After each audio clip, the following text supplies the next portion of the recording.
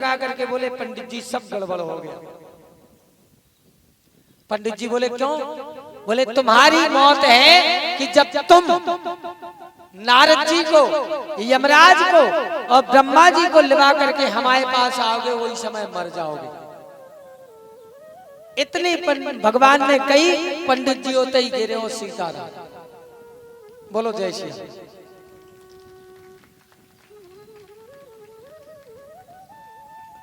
अब मौत थी तब तो वहां लेकर के गए। हम लोग कहते हैं अरे अगर ऐसा नहीं कर रहे होते तो मरते नहीं, अगर वो गाड़ी से नहीं जा रहे होते तो मरते नहीं। मरते क्यों नहीं भाई? मौत थी इसलिए लेकर के गई। रामायण में तुलसी बाबा ने जो कहा झूठ नहीं कहा। जन्म विवाह मरण गति सोई और जही विधि लिखा सोते ही विधि हो। गलत नहीं लिखा। ध्रुव जी को लेने मौत आई, मृत्यु आई। ध्रुव जी ने कहा अगर हम ना जाएं तो? मौत ने कहा जाना पड़ेगा। ध्रुव जी बोले पहले तुम बाहर जाओ, हमसे आज्ञा लो अंदर आने की, हम आज्ञा दे तब अंदर आओ। मृत्युदेव बाहर निकले, अंदर आए। अंदर आकर के ध्रुव जी को प्रणाम किया। ध्रुव जी महाराज, ध्रुव जी को प्रणाम क्यों किया मौत ने?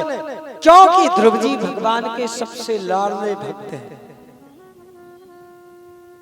और भगवान के भक्तों के आगे तो मौत भी झुक जाती है।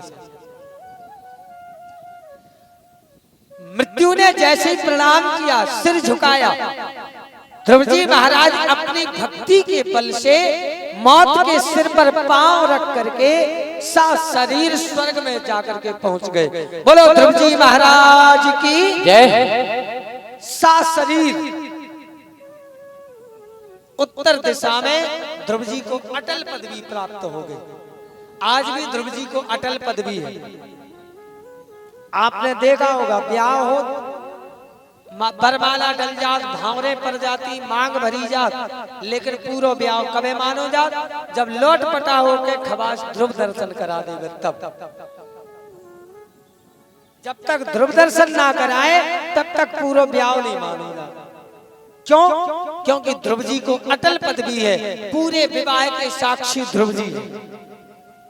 महाराज दक्षिणा लेके चले जाते, रिश्तेदार रसगुल्ला खा खा के चले जाते। विवाह का साक्षी केवल ध्रुव जी महाराज रहते हैं। इसलिए ध्रुव जी को आज भी अटल पदवी। सुखदेव जी वर्णन करते हैं, राजा परीक्षित ध्रुव जी के जो पुत्र हुए उनका नाम था उत्कल। उत्कल के वंश में राजा अंग हुए। राजा अंग के वंश में राजा अंग के पुत्र हुए राजा बेन। और राजा बेन बड़े उद्दंड थे, बड़े उपद्रवी थे, बिगड़े हुए लोग। बिगड़ते कब है? बिगड़ते कब है लोग? उपद्रव कब करते हैं? जब चार चीजें हो गए, रूप, यौवन, संपत्ति और बड़ा पद। ये चार चीजें अगर आदमी को मिल जावे तो बहुत जल्दी बिगड़ जाए। ज्यादा सुंदरता होवे शरीर में तो बिगड़ जाता है। रूप, यौवन, अगर खून में ज्यादा गर्मी होवे तो बिगड़ जाए।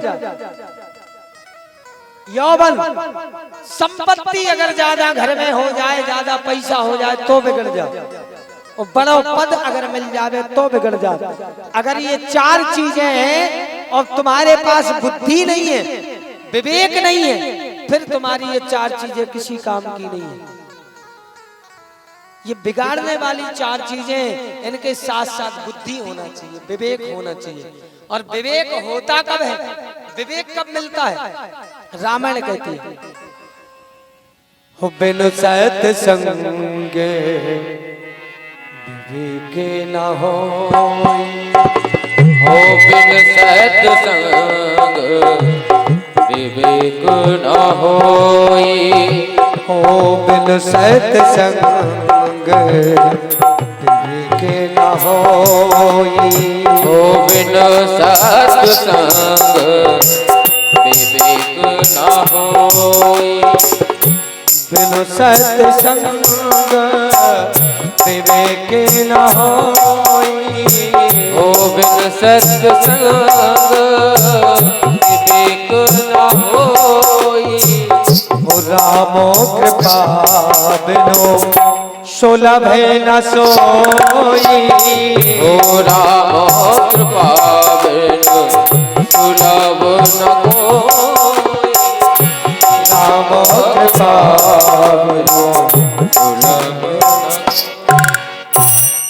बिन सत्संग, जब तक सत्संग नहीं करोगे तब तक विवेक बुद्धि जागृत नहीं होगी। और विवेक आएगा कब? विवेक कब आता है? राम कृपा बिनु सुलभ न सोई। जब तक भगवान की कृपा नहीं होगी तब तक विवेक नहीं आएगा, सत्संग नहीं मिलेगा।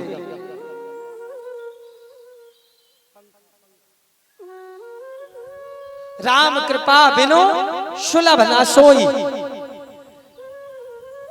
अंग के पुत्र हुए राजा बैन। राजा बैन बड़े उद्दंड थे, बड़े पाप कर्म करने वाले थे, इतने पापी थे कि बहुत ज्यादा। यदा देवेशु, देवताओं का अपमान करते थे, वेदेशु, वेद का अपमान करते थे, गोशु यानी गाय का अपमान करते थे, विप्रेशु ब्राह्मणों का अपमान करते थे, साधुसु यानी संतों का अपमान करते थे राजा बैन। और जिसको बिगड़ना होता है, जिसको अपनी जिंदगी नष्ट करनी होती है, वो गौ वेद ब्राह्मण धर्म की निंदा करना शुरू कर देवे, भगवान का विरोध करना शुरू कर देवे, समझो वो नष्ट हो जाएगा। प्रमाण है, कंस देख लो, रावण देख लो। रामायण में कहा है, राम विमुख असहाल तुम्हारा। राम से विमुख जो होता है उसका हाल कैसा होता है? बोले रहा न कुल को रोवनी हारा।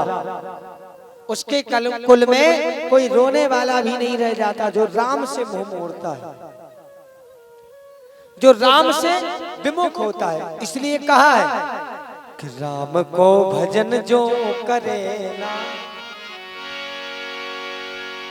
हो राम को भजन जो करे ना, और राम धई भाव से तरेना। राम को भजन जो करेना, राम दई भाव से तरेना। राम को भजन जो करेना, राम धई भाव से तरेना। राम को भजन जो करेना, राम दई भाव से तरेना। सब दुनिया जा उनकी बनाई, वो सब दुनिया जा उनकी बनाई। सब दुनिया जा उनकी बनाई, वो सब दुनिया जा उनकी बनाई। करबे जो उनकी बुराई, वो करबे जो उनकी बुराई। तब अरे केऊ जन्म फूले फरेला। भैया केऊ जन्म फूले फरेला। राम धई राम धई राम धई भाव से तरेला। राम को भजन जो करेना, राम दई भाव से तरेना। अच्छा एक चीज है भैया, कछु जनन को मन करत के हम उठ के खड़े होकर नच लेवे, लेकिन शर्म लगत पड़ोसियन की के पड़ोसी का के। और आजकल हम फेल यही में आए के कौका के, है ना? पड़ोसियन के चक्कर में कभू नहीं रहने का के पड़ोसी कभू को के भलो नहीं चाहो। इसलिए जो मन में लगे वो करो। हाँ, इसलिए हम लोग देखते रहते कि किसके मन में क्या भाव हो रहा है। अब मन में लगत के खड़े हो जाए, लेकिन क्या करो, शर्म लग जीने खाई शर्म के फूटे। भगवान के भजन में शर्म नहीं, हर जगह शर्म करो। अरे राम को भजन जो करेगा, राम धई भाव से तरे ना। ओ राम भजन जो करे ना राम दई भाव से तरे ना।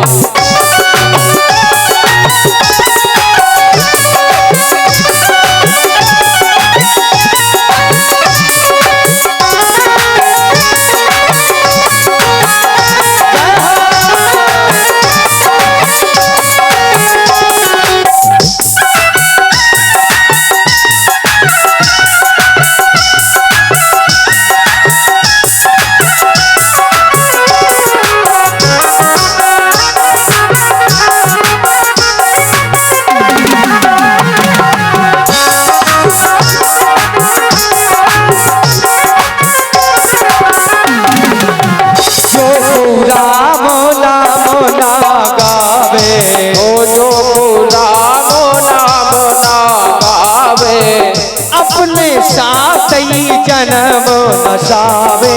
ओ अपने साथ ही जन्म नसावे। हाँ अपने साथ ही जन्म नसावे। ओ अपने साथ ही जन्म नसावे। अरे घर से गिरानी डरे ना। अनजाना जी आ जाओ। ओ घर से गिरानी डरे ना राम धई भाव से तरे ना। राम को भजन जो करे ना राम दई भाव से तरे ना।